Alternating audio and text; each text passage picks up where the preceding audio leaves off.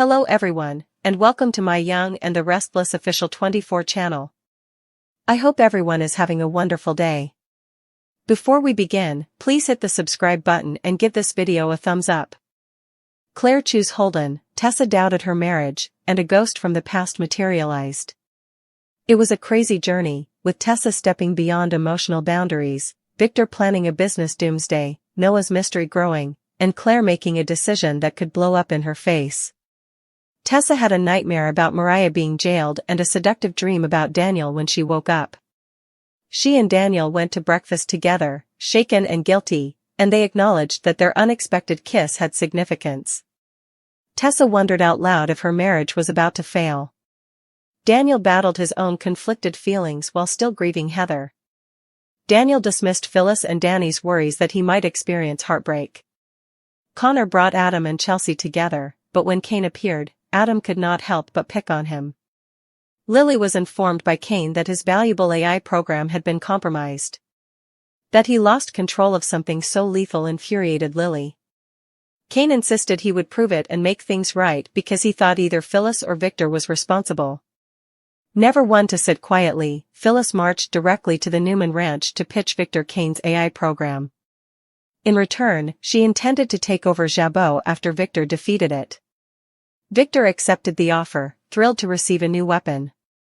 Phyllis later pretended to be innocent and told Kane that she thought Victor was the thief, but Kane did not believe her. They skirted flirting, threat, and manipulation all at once in their cat-and-mouse interplay. After exchanging insults, Billy struck Adam squarely in the jaw. Adam acknowledged that he kind of deserved it, but Chelsea was shocked to hear the tail end. After realizing that Victor now possesses the AI, Jack and Billy made a commitment to stand together against him. Billy was assigned by Jack to persuade Phyllis to support them, but Phyllis was not particularly amenable to the request. With anger in his eyes, Jack faced Victor at the ranch. Jack pledged to fight hard if Victor intended to use the AI against Jabot. Victor was virtually ecstatic about the prospect of smashing Jack, so he welcomed the fight. Harrison was gorgeous in his Three Little Pigs costume, and Kyle spent Halloween with him after returning from Los Angeles to assist with the crisis. Kyle wrestled with jealously over Claire's time with Holden and missed her terribly. Harrison attempted to lift his father's spirits after noticing how he was feeling. Claire lost herself in the excitement as she went out on the town with Holden in Los Angeles. Claire dismissed worries about Kyle and Holden despite Sienna's warning. Claire and Holden returned to her hotel and shared a bed when the sparks became a complete fire. Claire received a trick-or-treat that was far more sensual than Kyle's costume party. While Noah remained in a coma, Sharon and Nick stayed by his side. Sienna and the detective both appeared curiously evasive, leaving more questions than answers. When Sharon went back to the shadow room by herself in search of answers, she immediately ran across Matt Clark, whom she had assumed would never return. All of a sudden, Halloween had turned into a haunting. Nick and Sharon's blast from the past becomes a nightmare, Victoria suspects a family tragedy, and Victor Newman demonstrates his continued mastery of the game by organizing a catastrophic surprise attack. It was a wild, heart-pounding week in Genoa City, one that left every character teetering between love, loyalty, and absolute chaos. Claire's heart made a choice that could rewrite her destiny. Tessa's doubts began cracking the once solid foundation of her marriage. And from the shadows of the past, a ghost, both literal and emotional, emerged to drag the Newman family back into darkness. The city buzzed with tension as secrets slipped through guarded lips, lies bloomed like wildfire, and love burned hotter than it should have. It was a week no one would forget, because when hearts tangled with power and ghosts came knocking, there was no turning back. For Claire, the night began with clarity and ended in temptation. After weeks of uncertainty, she finally chose Holden. The connection between them had grown stronger with every stolen glance and every whispered conversation. They were two souls drawn together by shared pain and unspoken longing. Holden's protectiveness soothed the storm within her, a storm that Kyle could never seem to calm. Yet, even as Claire wrapped herself in Holden's warmth, guilt prickled at her conscience. Sienna's warning echoed in her mind like a haunting chorus, "Don't confuse comfort with destiny, Claire." But destiny, as it turned out, didn't wait for logic. When Holden reached for her hand under the flickering neon lights of Los Angeles, she didn't pull away. Instead, she let the city's chaos fade and the fire between them ignite. Their night together blurred the line between love and danger. Back in Genoa City, Tessa's heart was unraveling in a different way. A nightmare jolted her awake in the pre-dawn hours. Mariah, her wife, was being dragged away in handcuffs, her tear-streaked face a portrait of betrayal and heartbreak. Tessa woke trembling, only to fall back asleep and find herself in another dream, this one drenched in forbidden desire, Daniel's lips on hers, his touch familiar and comforting. When the sunlight finally spilled into her bedroom, she couldn't tell which dream disturbed her more. The universe, cruel and cunning as ever, decided to give that dream real shape. Tessa ran into Daniel at the cafe later that morning. Both of them, visibly shaken by their mutual confusion and loneliness, sat down for breakfast that turned into confession. Between the coffee sips and lingering looks, they admitted that their impulsive kiss days earlier wasn't just a mistake, it meant something. Something neither of them was ready to face. The air between them was thick with tension, guilt, and longing. Tessa's voice cracked as she whispered, "What if my marriage is already over?" Daniel said nothing, his eyes swimming with grief for Heather, the woman he still loved but couldn't save. At another table, Phyllis and Danny watched Daniel with worried eyes. They saw their son on the verge of another heartbreak, another emotional spiral. But Daniel, ever the tortured artist, brushed off their concern.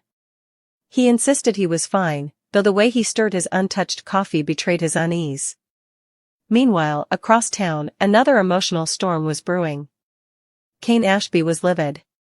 His AI program, the one he'd poured years of work into, had been stolen, compromised, twisted into something dangerous. Chelsea and Adam were caught in the middle of it when young Connor tried to bring them together for a family breakfast. It should have been a sweet, healing moment, but then Kane appeared, demanding answers. Adam, never one to resist a fight, took the opportunity to needle him. "Maybe your code wasn't as brilliant as you thought," Adam sneered, earning a glare that could kill. Kane, furious, accused Victor or Phyllis of being behind the theft. He swore he'd find the truth and make them pay. Phyllis, however, had other plans. She stormed straight to the Newman ranch like a woman on a mission. Her pitch to Victor was as bold as it was dangerous. She'd hand over Kane's AI program in exchange for one thing, control of Jabot after Victor crushed it. The devil's deal was struck with a smirk and a handshake. Victor, pleased to acquire yet another weapon for his empire, didn't ask questions. Phyllis left the ranch glowing with false victory, already spinning her next lie. When Kane later confronted her, she feigned outrage and innocence, pretending that Victor was the one who'd stolen his work. But Kane wasn't fooled. Their tense exchange was laced with flirtation, manipulation, and barely contained rage. Two predators circling, waiting for the other to make the first move.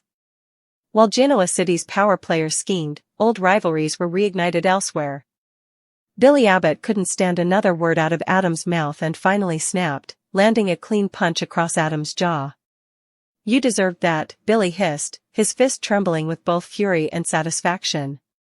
Adam wiped the blood from his lip and, with a half-smile, admitted, "Yeah, I probably did." Chelsea arrived just in time to catch the aftermath, her eyes wide with disbelief. The tangled web between Billy, Adam, and Chelsea seemed destined to tighten until it snapped. When Jack learned that Victor had the AI, his fury was volcanic. He and Billy stood shoulder to shoulder, swearing to protect Jabot from whatever chaos Victor was plotting. Jack sent Billy to recruit Phyllis for their cause, but Phyllis wasn't interested in alliances, at least not yet. She thrived in chaos and secrecy, and for now, she had both. Jack, however, wasn't about to let Victor's smug grin go unchallenged. He marched into the Newman ranch, eyes blazing with defiance. "If you think you can use that AI to destroy Jabot, you're mistaken," Jack warned. Victor leaned back in his chair, amused. "Oh, Jack. I don't think I can.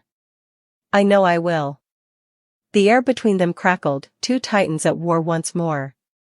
And this time, Victor's confidence sent shivers down Jack's spine. As corporate warfare brewed, the personal lives of the Abbotts, Newmans, and their allies continued to spiral. Kyle returned from Los Angeles just in time for Halloween, eager to see Harrison in his adorable Three Little Pigs costume. The father-son moment should have been joyful, but Kyle's mind was elsewhere, on Claire. He missed her more than he wanted to admit. Watching other families laugh and take pictures, he couldn't shake the feeling that he'd lost something irreplaceable. Harrison, innocent and sweet, noticed his father's sadness and tried to cheer him up. "It's okay, Daddy. Maybe next Halloween, Claire will come too." Kyle's heart broke a little at his son's words. But Claire wasn't thinking about Kyle. She was in Los Angeles, lost in Holden's charm and the thrill of something forbidden. The city lights blurred as they danced, laughed, and flirted their way into the night. Holden's touch erased every doubt, every whisper of Kyle's name. By the time they stumbled into her hotel room, there was no turning back. Passion took over, reckless and intoxicating. For one night, Claire chose to stop thinking, to just feel. The next morning, though, reality came crashing in. The glow of the city had faded, leaving only guilt and the nagging fear that she'd made a terrible mistake. While hearts tangled in California, tragedy loomed back home. Noah Newman remained in a coma, his parents Sharon and Nick by his bedside, clinging to hope that he'd wake up. But their grief was compounded by confusion. The detective assigned to the case seemed evasive, and Sienna, who had been hovering around Noah before the incident, was acting suspiciously. Sharon's instincts told her something was deeply wrong. Late that night, unable to sleep, Sharon returned to the Shadow Room, the nightclub where everything had begun. She hoped to find a clue, a sign, something. Instead, she found a ghost. Matt Clark, her ex-lover, her tormentor, the man she thought was long dead, stepped out of the darkness. "Miss me, Sharon?" he said with that same chilling smirk. The blood drained from her face. She blinked, hoping it was a hallucination, but he was real. Somehow, impossibly, he was standing there. The air turned icy, the music warped, and Sharon realized that Halloween had brought more than tricks and treats this year, it had brought the past back to life. Word of Sharon's encounter spread quickly. Nick, furious and protective, confronted Victor about the strange timing of everything. Was his father behind Matt's sudden reappearance? Victor denied it, but his expression was unreadable. Even Victoria, ever the rational one, started to suspect that something bigger was at play. "It's like a family tragedy is circling us," she told Nick, her voice trembling. And as if orchestrating fate itself, Victor began setting the stage for his next move. He called a secret meeting at Newman Enterprises, a smile of pure satisfaction creeping across his face as he announced a plan so ruthless it could destroy his enemies and change the power balance of Genoa City forever. "Gentlemen," Victor said, his tone low and commanding, "we're about to witness a business doomsday." As the week ended, the pieces were set for disaster. Claire's heart lay split between passion and regret. Tessa's marriage dangled by a thread. PHYLISS danced dangerously close to betrayal. Jack and Victor prepared for war. And in the shadows, ghosts, both living and dead, whispered of secrets yet to come. In Genoa City, love is never pure, business is never honest, and the past never truly dies. As night fell, the wind carried an eerie warning: the games have only just begun. The next morning in Genoa City dawned deceptively peaceful. Sunlight glimmered through the glass towers, coffee shops filled with chatter, and the illusion of normalcy spread like perfume. But beneath the surface, chaos churned, waiting to erupt. Every major player in town carried a secret, a bruise, or a betrayal they couldn't undo. What no one realized was that all these separate threads, Claire's impulsive decision, Tessa's doubts, Victor's ruthless power play, and Sharon's haunting reunion, were weaving together into one catastrophic storm. Claire awoke tangled in white sheets and the warmth of Holden's arm draped across her waist. For a moment, she smiled, basking in the feeling of being wanted, chosen, desired. But as she turned her head and saw the morning light streaming through the curtains, guilt came crashing in like an avalanche. Her heart thudded painfully as flashes of Kyle's face intruded into her mind, his eyes when he'd confessed he still loved her, his voice cracking when he'd begged for another chance. Now she had thrown all of that away. The excitement from the night before began to fade, replaced by an uneasy awareness that she had crossed a line she could never uncross. Holden stirred beside her, brushing his thumb along her shoulder. "Morning," he murmured, his tone both tender and possessive. "You don't regret this, do you?" Claire hesitated. The question lingered in the air like smoke. "No," she whispered, though her voice trembled. "At least, not yet." Holden smiled faintly, pulling her close again, but even he could sense her inner war. He wasn't naive. He knew she loved Kyle, or at least, part of her still did. But Holden had never been afraid to fight for what he wanted, and what he wanted now was Claire. Meanwhile, Kyle sat in the Abbott mansion with a glass of scotch he hadn't touched. Harrison was upstairs napping after a fun-filled Halloween night, but Kyle couldn't stop replaying images of Claire with Holden. The distance between them, both physical and emotional, gnawed at him. He wanted to call her, to demand answers, but pride held him back. Instead, he buried himself in work, trying to help Jack manage the fallout from Victor's AI acquisition. But every time he looked at his phone, he wondered what she was doing in Los Angeles. The silence between them was its own kind of torture. At the same time, Phyllis was busy plotting her next move. She sat in her suite at the Grand Phoenix, typing furiously on her laptop, her mind buzzing with adrenaline and ambition. She'd played both sides, first Victor, then Kane, and now she was determined to make sure she came out on top. "No one beats Phyllis Summers," she muttered under her breath, smirking at her reflection in the screen. But her confidence faltered when Daniel knocked on her door. His expression was heavy, his eyes shadowed with guilt. "Mom, I need to talk to you," he said quietly. Phyllis straightened, sensing trouble. "What's wrong?" Daniel hesitated, then sighed. "It's Tessa.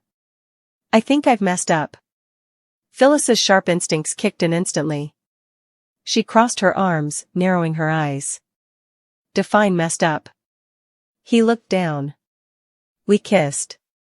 It just happened. She's confused about her marriage, and I—" "Oh, Daniel," Phyllis groaned, rubbing her temples. "You really picked the wrong time to explore your emotional baggage. That woman's married to Mariah Copeland, and her wife is one of the most loyal women I know. This isn't just messy, it's a disaster waiting to happen." Daniel frowned. "It wasn't planned. It just felt real." "Real doesn't mean right," Phyllis snapped. But then, softening, she sighed. "Listen, heartbreak makes people stupid. You're still grieving Heather. Don't confuse pain for passion." He didn't answer. Deep down, he knew she was right.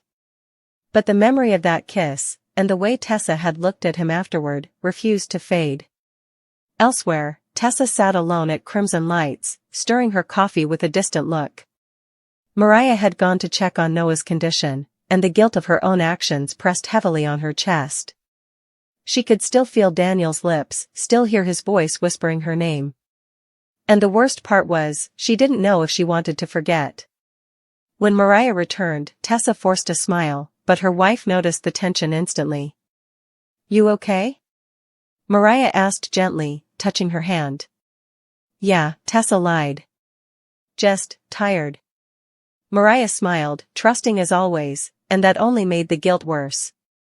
Tessa looked away, blinking back tears. Somewhere deep down, she wondered if her marriage had already cracked beyond repair, and if Daniel was the reason. Meanwhile, at Newman Enterprises, Victor stood at the window of his office, surveying the city he believed he owned. His reflection stared back at him, cold, powerful, invincible. He picked up the phone and made a call. "It's time," he said simply. "Initiate the test run." On the other end of the line, a mysterious voice responded, "Yes, Mr. Newman." Within minutes, across several Jabot systems, screens flickered, files corrupted, and alarms blared. The stolen AI program had come alive, a digital monster birthed by greed. Victor smiled to himself. "Let's see how Jack likes losing his empire bit by bit," he murmured. At Jabot, chaos erupted. Kyle rushed into the office as alarms sounded and Billy shouted for IT to shut down the network. Jack stormed in moments later, his face pale with fury. "This is Victor's doing," he roared. "He's using Kane's program against us."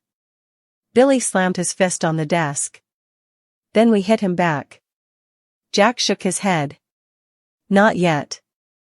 We can't go to war blind. We need proof. We need someone who knows the code." Kyle's eyes narrowed. "Kane." "Exactly," Jack said grimly. "And Phyllis. If she's tangled up in this, she's going to regret it." Across town, Kane was doing damage control of his own. Lily met him at society, her expression tight with frustration. "I can't believe this, Kane.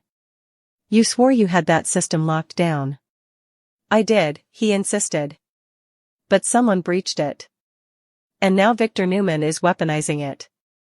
I swear I'll make this right, Lily. I'll find whoever helped him, even if it's Phyllis." Lily folded her arms. "Be careful, Kane. You're playing with fire." He smirked darkly. "Good. Maybe it's time they all got burned." Back at the Grand Phoenix, Phyllis received an encrypted message, one she hadn't expected. "We know what you sold. You can't hide forever." Her pulse quickened. Whoever sent that message wasn't Victor or Kane. Someone else was watching. Someone dangerous. Meanwhile, in the hospital, Sharon sat beside Noah's bed, whispering softly to her unconscious son. "Come back to me, baby. Please."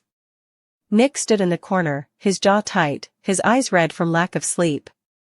The door creaked open, and Detective Halpern stepped inside. "Mr. and Mrs. Newman," he said, clearing his throat, "we found new surveillance footage from the night of the accident. It might change everything." Sharon straightened. "What kind of footage?" Halpern hesitated. "It shows someone tampering with Noah's car before the crash." Nick's fists clenched. "Who?" "We're still analyzing it," Halpern replied, "but the figure looks familiar." Before they could press him further, Sharon's phone buzzed. A text from an unknown number flashed across the screen. "He's not the only one who should have died that night." Sharon's blood ran cold. She looked around the room, half expecting to see Matt.